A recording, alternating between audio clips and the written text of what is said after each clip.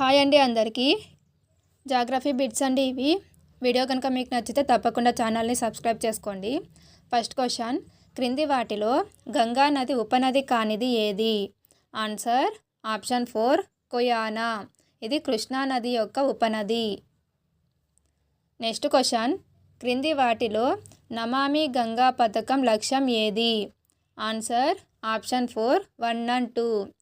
నమామి గంగా పథక లక్ష్యాలు గంగా నది పరిరక్షణ మరియు పునరుజ్జీవనం, గంగా నది కాలుష్యాన్ని తగ్గించడం.